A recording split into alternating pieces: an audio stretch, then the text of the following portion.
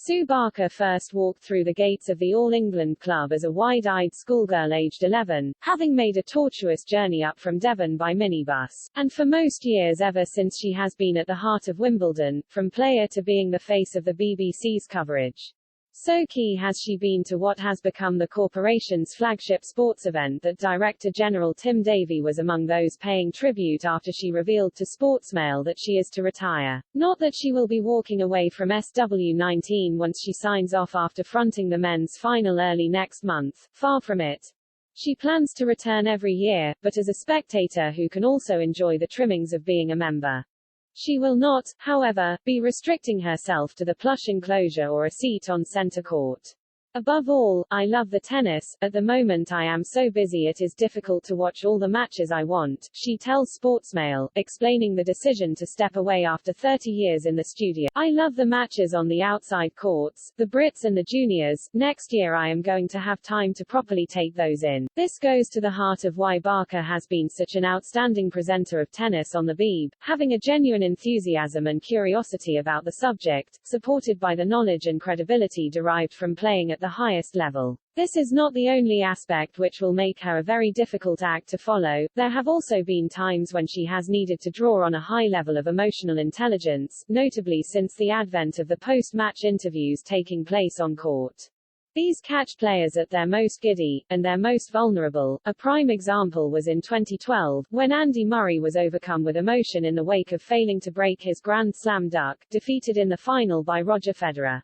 There was barely a dry eye in the house as she left it to him after the introduction, merely handing him the microphone. She had realized that it was time to step back. I think it showed people what it all meant to Andy. I was actually trying to hold it together myself, she says. Now comes the biggest step back of all as, at 66, Barker has decided to call it a day.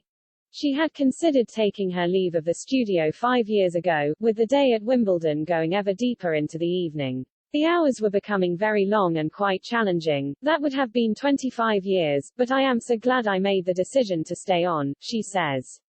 I just feel the time is right. It has been my dream job and I have loved every minute of it, working with so many great colleagues who I am going to miss so much. Wimbledon was a different place when she made her senior playing debut at 17 in the nascent days of women's tennis being a serious professional sport. Devon had become an unlikely producer of British talent, partly due to the outstanding coach she worked with there, Arthur Roberts. Within 3 years she had won the French Open, but the closest she got to making the Wimbledon final was the following year. The 1977 edition saw her make the semi-finals, only to be beaten 6-4 in a deciding set by Holland's Betty Stove, thereby denying an all-British final, with Virginia Wade going on to win. Only fans of a certain vintage will remember that, but all generations will have become familiar with her fronting the coverage, and also her second favourite tournament, Queen's.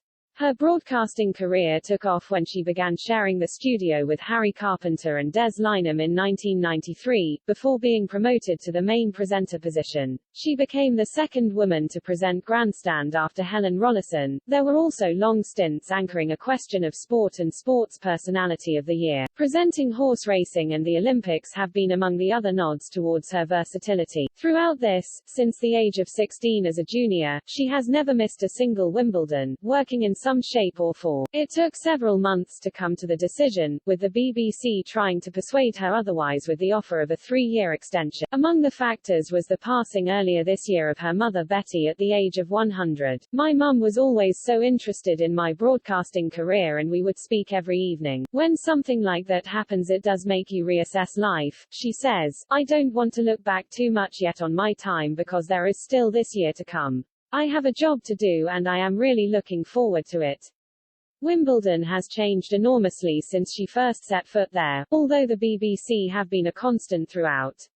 Now the departure of their hugely popular main presenter brings another change that we will have to get used to.